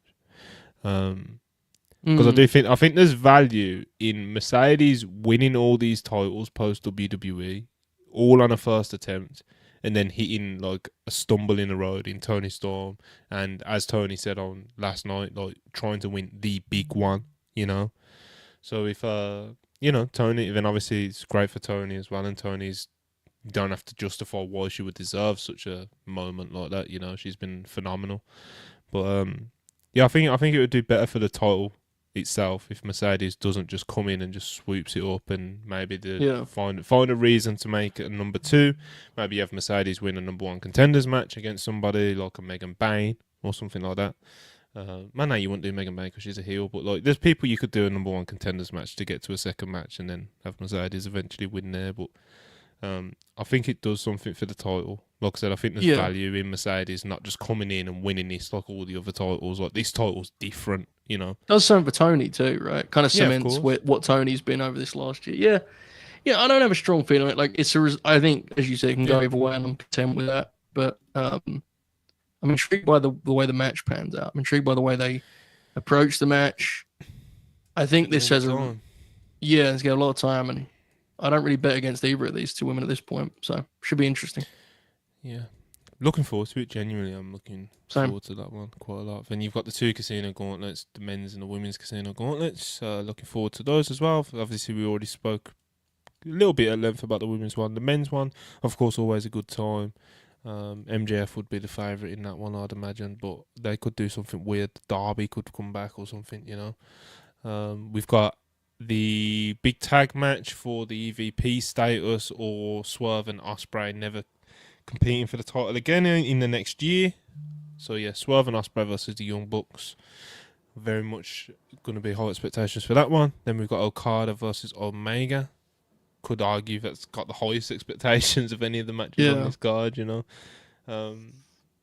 This could be special. I think the bar on this is, I think it's going to at least be very good, even if it doesn't reach expectation levels, you know. But yeah, I'm looking forward to that one. What else we got on this card? The tag title three-way between Hurt Syndicate, Nick Wayne and Christian Cage. The Jet Speed, Speedball, Mark Bailey and Kevin Knight. And then we've got Adam Cole versus Cole Fletcher for the TNT Championship as well. Then on the match stands out a little bit, doesn't it? It stands out a little bit, the Adam Cole match. No, that's my bad. I think I'm breaking up a little bit. The Adam Cole match stands out a little bit. I'm intrigued how much time they get. I think Kyle slaughtering would not be a bad call, to be completely honest, but that's just my feeling. Yeah, I don't think it would be. Then it was announced by himself, Big Boom AJ. He's making his AEW return this weekend alongside Big Justice and the Rizzler. And they're coming for the Don Callis family, apparently, John. So that's something that's happening on 0 Hour. I'm not sure how that plays out, but yeah, man. The Rizzler is hunting down the Don Callis family, so you can look forward to that, people. But yeah, that's AEW All In. And then, which I think, we talk about like these shows from WWE not getting like a fair chance because of them getting put on this weekend and the counter program and stuff. None of it is more evident than the Great American Bash, man. Because that's what they're putting right next to All In. And it's like, you're just sending your developmental talent out there to die, you know? Like, why would you do this to them? It's so fucking backwards, bro. Is this the one at Center Stage? This is Center Stage, right? Or are they doing TV at Center Stage? Yeah, it's at Center Stage. Right. Yeah. So yeah, on this one we have Javon Evans versus Jasper Troy in a singles match. Obviously, everyone knows who Javon Evans is. Jasper Troy is the LFG men's winner from earlier this year. He's been given quite a big push since coming in. So yeah, that's that one. Ethan Page versus Ricky Saints in a Falls Count Anywhere match for the NXT North American Championship. Sol Ruka versus Izzy Dame for the Women's North American Championship. Jordan Grace and Blake Monroe versus Fatal Influence, JC Jane and Fallon Henley. Tag team should be match. good. Yeah, that he probably will. He probably will. Yeah, definitely. I'll be quite confident in that one, to be honest. And then in what you'd assume will probably be the main event, Obafemi defending the NXT Championship versus Yoshiki Inamura. And did you see? You might have seen it on Twitter. Did you see the video package of all the Noah guys wishing Inamura luck? Yeah. And, it's like that was such a weird thing to see, bro. Right. On NXT, like that match is actually a compelling match. oh yeah, definitely. Finally for Oba. Finally. Yeah, it's a cool match, especially Center Stage is a cool room, and like it's a fun. I think it's a shame. I'm not here to say it's a shame for like moral reasons. It's wrestling. I just think, spacing all this stuff out would be better for the wrestling fan. Whatever. This is what they're going to do with it, and they're going to keep using them this way. So I think it's unfortunate in that regard. I'll probably circle back to watch the Oba match because I think it'll be good. Yeah, it's probably going to be the case for a lot of us with that one because, like I said, they've put in that one like right up against All In, I believe. So yeah. God bless them, obviously, hopefully the talent kill it and, I don't know, it makes them think twice about doing this shit, but apparently not because they've announced NXT Heat Wave to go head-to-head with Forbidden Door as we've been live, so, we're going to keep it going, ain't they? Saturday night's main event, this is the second to last show of the weekend, I believe, as this will be on, I think it'll start as All In's on, but it'll finish after All In's finished. Yeah. So on this, Joe, we have there's a big one on this show. What's up? There's a Randy Orton versus Drew McIntyre, brother. Yeah, there's a big one. Much bigger. LA Knight versus Seth Rollins. No, sir. There's a title match on this show. Just announced before we went live. AJ United States Championship hangs in the balance. Solo Sikoa faces the master of the No Yeet. Oh, shit. Jimmy Uso. Just, it don't get any bigger. It don't get any more Saturday Night's main event than that. That match is going to be just everything that Saturday Night's main event was built on, bro. Just like free bumps, 5 minutes, Jesse Ventura. Yeah, crowd work. Well, yeah. It's going to be awesome. So we've got Jim Solo, Randy versus Drew, Knight versus Seth Rollins, And obviously Gunther versus Goldberg. I said AJ because I did think there was a chance that maybe they had AJ versus Dom to this, but it doesn't seem that they have. But yeah, and then now, bear with me as I pull it up, the You good? Evolution card. Yes, Yeah, sir.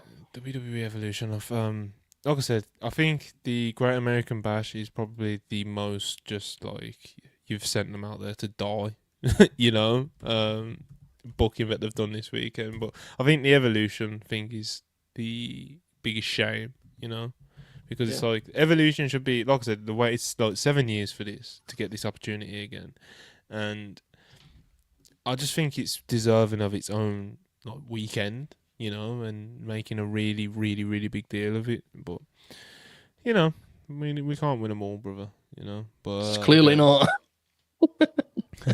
Okay, we got the tag match then, the tag title match. We've got, of course, Roxanne and Raquel Rodriguez defending the women's tag titles against the Kabuki Warriors of Kairi Sane and Asuka, Sol Ruka and Zarya from NXT, and of course Charlotte Flair and Alexa Bliss, who are working on building their friendship right now.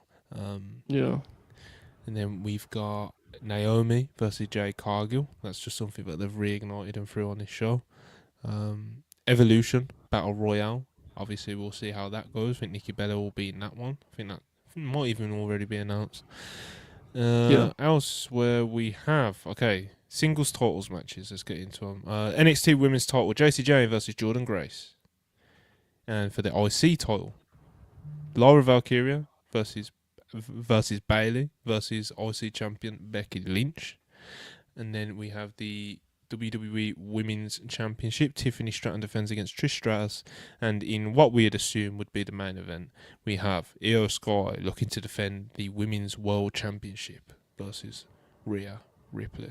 I think there's a lot of potential with those matches. It's a good card, man. When you The one match on just the looking at it now, yeah, you know, yeah. The one match on the show that feels like it has a chance to like really make a lasting impression is Io and Rhea, right? I think that's the one you would circle as like that could be the the blowaway match. I think Jacy Jane is going to perform as though it's the last wrestling match of her career. I think she's going to be unhinged in this match. To be honest with you, it's my gut feeling. Yeah. I think Tiffany and Trish is nothing if not intriguing, and it's kind of like a science experiment match. I don't really understand what the thinking is. So that intrigues me. You know what I'm saying? Like, I just don't really like. It's a weird match, so it interests me what they have planned. I am a little torn. I agree with you. It's the best build. I'm a little torn on the triple threat, in that I do think. I don't know if a triple threat in the way they're often produced, especially like now in 2025, is a greatest fit for a Bayley or a Becky, really, but especially Bayley. Like for the last couple of times I can remember seeing Bayley in matches like this, it's not the best fit for her. Someone who's, to be clear, I love Bayley. What I'm saying is I don't think she's well suited to like sequence heavy, That's what I hope that's the only my kind of thing with that is just hoping, because all three of them are women that they're like, awesome. That also on top of that they all have like ideas, and they're not very much. They're not the sort of wrestlers that just walk up to the agent like, "What do you want me to do?" You know what I mean? Like they'll have ideas. Yeah. Like Becky's gonna have her ideas. I think Bayley will have her own ideas. Then Lyra, because she's working with Becky, and Bayley will be more comfortable to have her own ideas as well. So hopefully it's your typical spot fested. Like you guys know that I'm not a fan of like triple threats and fatal four ways. Like even that AEW one last night with the women, like it was pretty decent. But one thing that makes me laugh about these fatal four ways and stuff is like how there can be like different matches contained in a match. You know, it's like Tay Mello can go in there for 2 minutes and look a bit awkward, and then Aminata just comes in and like kicks the face off Beck or something. Do you know what I mean? Like it's just, it's just time, you know? The reason I'm torn with this one is because I think Becky Lyra Free had a lot of juice, and also Becky Bayley does. So it's like you kind of feel like this is like a middle ground that you're not sure is going to be as good as either of those individual matches. But I also get it, right? I understand you're trying to get people on, and it does make sense, and it's been well built. I generally have faith in Becky Lynch on a big show that she's going to figure out, and the match will be really fun. And Lyra's great, so is Bayley. So hopefully that rocks. I think that the 4-way tag does have a chance. I mentioned earlier to like, Yeah, definitely. Especially Good because I think teams. it may open. It is. I just wish it like. Someone did a post. They said the Kabuki Warriors haven't wrestled a tag match since last April. The NXT team's last tag match they lost. Charlotte and Alexa wrestled one tag match, and the champs have never won a tag match. It's just like I just wish I don't know. I just wish it had a little bit of, yeah, valid. I mean, no, that's the case with the whole card though, isn't it? Like, I wish it had a bit more of this, a bit more of that. And, it just feels like they're like rushing. It feels like they've just been told it's this weekend. You know what I'm saying? It's just fucking weird. It's a weird deal. What do you think the finish is? I think Raquel and Roxy win there. That's why I assume happens. Yeah, so do I. Yeah, I think they wrestle Charlotte and Alexa at SummerSlam in like a straight up tag. They probably just pin one of the NXT girls, don't they? Yeah. But yeah. So yeah, that's the cards, people. Collision, SmackDown, Supercard of Honor, AEW All in Texas, NXT Great American Bash, Saturday night's main event, Evolution. And you should be able to watch all of them, except for you ain't going to be able to watch SmackDown and Supercard of Honor at the same time, and you're not going to be able to watch All In and Great American Bash at the same time. You'll probably be able to watch the good bits of Saturday night's main event after All In, especially the main event. So a lot of wrestling for most people to be watching who are fans of both companies, man. I'm going to try and watch everything. I'm going to try to watch everything. So obviously not all of it's going to be live, but yeah, man. Let's do some super chats and we're gonna wrap it up because I need to get moving. GMB 199, shout out Monty for defending Trick. # we stand with our brother. Yeah, we do, bro. If he was like I said, I ain't here to sing his praises and say Trick Williams is a great wrestler now or anything, but if he was still calling him like very, very bad, and I was just like, bro, he's not that bad anymore. Like, he's still not there. He's still not there. He's still not where we need him to be, but he's not like, I'm not watching him disgusted. So we ended up having an impromptu. I didn't ask for this. An impromptu fucking watch along of a Trick Williams Josh Briggs match. Because I got really mad, Joe. Because basically, Ibu was slandering Trick Williams, yeah, and was like, and I was like, what have you watched? You don't watch NXT, bro. What matches have you watched? And he was like, I watched him wrestle Elijah. I was like, bro, like what? So we watched him wrestle Briggs, and he had a nice little 2.5 star match, you know. It's TV wrestling, bro. Fascinating debate. This sounds like a debate where no one won. Nobody can. No, the thing is, Trick will be successful on the main roster. I'm pretty confident in that. So I'll take that as a victory, even though it's not actually what the point of what we was talking about. Showdown Spurs $10. Oasis reuniting. Golden Lovers reuniting. Daniel Levy spending money. Arsenal paying tens of millions for Chelsea leftovers. If Hangman sticks to landing, this could be a generational fortnight. Hey, man. Don't forget Black Sabbath. You know? Calling it a night. That looked cool, dude. Is that Villa Park as well? Yeah. Godly. Just fucking godly. Wild. But yeah, shout out Ozzy, man. I got time for Ozzy. Proper Brumming, you know? Yeah. Epic Department 19 $4.99. I am once more pleading with EOFC. Do not flinch. Bigger things ahead. We will win on Sunday. Hey man, I hear you, bro. Keep the faith.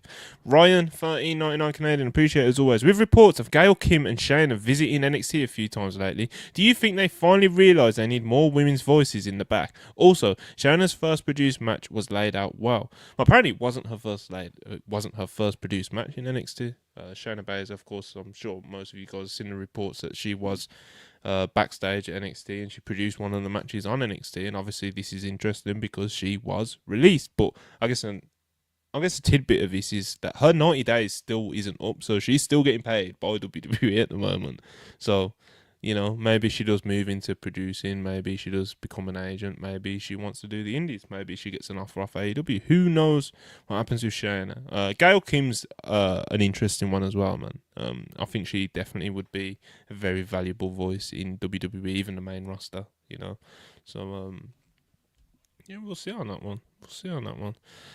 Van Jiminator, no. I was at the Chelsea game Tuesday. God bless you, brother. But I think Monty's running on the Raw review was as good as João Pedro's second finish. Have a great show, lads. So hyped for the weekend. What being a fan is all about. Yeah, man. We're winning that World Cup, brother. We're bringing it on. Football's coming on, people. Go Birds XTL 499. EOFC, hold firm. The betting odds don't mean anything. Also, can't wait for Chelsea to be world champions. See, we're getting good super chats today, Joe. I don't know if I agree with that. Yeah, I mean, all super chats are good super chats. You know, that's the way I approach this business. Fair. But yeah, man. The betting odds are not looking too promising on the EO right now. One of the Fortune 4 guys tweeted the screenshot. Like, he was nasty, man. But the betting odds are not like, they're not the way they used to be, right? They used to be outright spoilers because clearly someone in creative was. I mean, you know what though? It's like, I'd say these days, like the favorite win, unless it's like when there's like a big favorite, like someone's like plus 400 or minus 400. Sorry, it's like, you know, it's spooky. Back in the day, it was so blatant what was going on. Someone would be the favorite until an hour before the show, and then it would flip dramatically because the finish had changed. It literally would happen that blatantly. Like, there was one time someone was a huge favorite, a champ, I can't remember who, and the odds flipped dramatically because they were actually losing by DQ and staying champ. And like the odds flipped an hour before the show. It was insane how long that went on without anyone stopping it. Like, I don't know who was making a killing off that, but fuck, it was wild. The thing is with wrestling, the thing is with betting on WWE and AEW that I've found when I do it is you can't put that much stake on. You know, like your max bet's like £20. You know, yeah. So it's not like people like you know, it's not like somebody could like say like an Ibu or somebody with like a few sources and stuff can be like tipped off about something and then go put like £5,000 on that result because you're not allowed to put the bet. So that's kind of where it. That's kind of where it cuts your balls off, you know. He would be in jail so quick if there was not that limit. Can you imagine? Just mystery $5,000 bets going on. Getting tips. But yeah, Ryan, appreciate you $6.99. When the mid-card title becomes available, would you go monster route with Megan Bain or go with the workhorse Aminata? I feel like it would elevate her. I wouldn't go full monster with Megan Bain because, like I said, I think her destiny is as a babyface. So I don't think you'd actually get as much as you'd hope out of a reign like that with Megan Bain. Whereas Aminata, that'd be cool. You know, or Aminata, or anybody who fits that mold of being able to really carry the TBS title and be like a work rate champ with it, you know. But yeah, Aminata would definitely fit that, and I think it's time for. The thing is, Mercedes defended that title a lot as well, bro. She wrestles a lot, Mercedes. Mm-hmm. So, absolutely. It's Jason. I think that's Jason. $5. I was super fed pill before watching Okada versus Omega 1. And that match altered my brain chemistry. Can't wait to be live in attendance for it. Awesome. Yeah, mate. It's always great when people have like a special connection to their matches, and there's a lot of people that have special connections to Okada and Omega. So that match changed the business, dude. Like, you know, don't get me wrong. Like, New Japan definitely had a lot of popularity, you know, in the States and beyond and such. No doubt about it before that match. But that match and Dave's rating for it and stuff, like, it did change things. I mean, people that were around then can vouch for this. Like, the amount of conversation, the amount of people that watch that match just so they can have an opinion on Dave giving it 6 stars is insane, an obscene thing to ponder. Like, it was a real thing. And it also, I think that's lost to history is how much that match like changed Omega's life. Dude. Like, oh yeah. Don't get me wrong, Kenny Omega was the greatest before that. G1 final was an amazing match, but that's the match that like makes Omega this kind of like godlike figure. You know? And obviously, it's like a mythical creature, isn't he? You know. Yeah, so. It all kind of blends historically, but at the time, that was the year before that. Omega was in the junior title match at the Tokyo Dome. Like that changed his life. That match, that he main evented at the Dome and had that match. Like the rest is history. Beautiful stuff. Yuzura Hart, $5. After seeing her for the first time on AEW TV, I think I'm more than qualified to be president of Fekla TV, of Fekla FC. Many of you are barred from entry. Yeah, she's doing her thing, man. She is doing her thing. This FC thing's out of control, money. I gotta be honest. Yeah, it's out of control. Everyone's got an FC, and it's like there are presidents and. I'll just buy stocks, bro. I'm an adult. You know. Can you make like a spreadsheet of the FC so I can follow along at least? Bro, I'm a stock. I'll watch the stock markets. I don't do all this. I think that's more confusing. No, it's not. Because it's very, very simple, isn't it? The stock market. You either buy stocks or you sell them. You get me? Famously simple. It's famously. Yes. It's very simple. Simple and easy to make money in, people. It comes up at the bottom. This is not financial advice. Anyway, last couple of super chats. Dylan Riley for $10. Appreciate you, brother. What matches do you think will be added to the card 0 Hour and Main before Sunday that haven't been announced yet? You think they'll do FTR Outrunners? I think it's like, I think there's going to be more people in that match. I think it's going to be like FTR and someone versus Outrunners, and like it's going to be some sort of group affair. I could see it being a Stadium Stampede thing. I mean, could just do FTR Outrunners. So. Yeah, so they've got so many people that you could get in that. For so many people. For a lot of the people, you think, oh, they might just put a match on 0 Hour or even on the undercard, like Kyle and Rada, for example, you know, as a tag team or whatever. It's like, you can book them a match easy and just put it on the card, you know. But at the same time, it's like they can both just be in the gauntlet as well, so. Yeah, I mean, I think there's a chance FTR could just be added to the tag title match, to be honest. Yes, so that's all I've got as well. Yeah, it's tough to say. It's definitely a different vibe, right? Like, rather than kind of being like, okay, in the 15th match, which is fine also, but it feels different this week, definitely. Showtime Spurs $5. Sorry, Monty, but it comes with Due cutting inside and Hikimi on the counter. Yeah, they're dangerous, bro. Like, I'll feel no way about losing to PSG as long as we don't get absolutely panned like fucking Real Madrid just did, and like what Inter did in the Champions League final. They're fucking dangerous, bro. This PSG team is dangerous, but. It's what Chelsea does, bro. Chelsea won the Champions League twice, and both times it was against the best team in the world at the time. You know, it's just what we do. You know. Jay Hayes, $2. Appreciate it. Yeah. Are you ready to throw Bandito and rest of the year talks? I don't know, bro. I haven't really been qualified to talk on that too much. I haven't watched nearly enough. I haven't watched nearly enough international wrestling this year. Like Goto was a lot of people's rest of the year until he unfortunately just got injured. Do you know what I mean? It's like I can't even comment on that. I've not watched nearly enough of his reign. So then obviously you've got like your Mysticos and your Mascara Doradas and your people killing it in CMLL, and it's like I can't talk on this shit, bro. You know? Yeah. Poor JR's the worst two people possible on the channel. I'll say this: it doesn't feel like there's like an obvious answer right now. Right. Neither do I. From the outside looking in, I guess I would say he has a case. Yeah. I would say my gut feeling is Bandito has a case from the outside looking in. I've seen most of his work. He's had a very good year.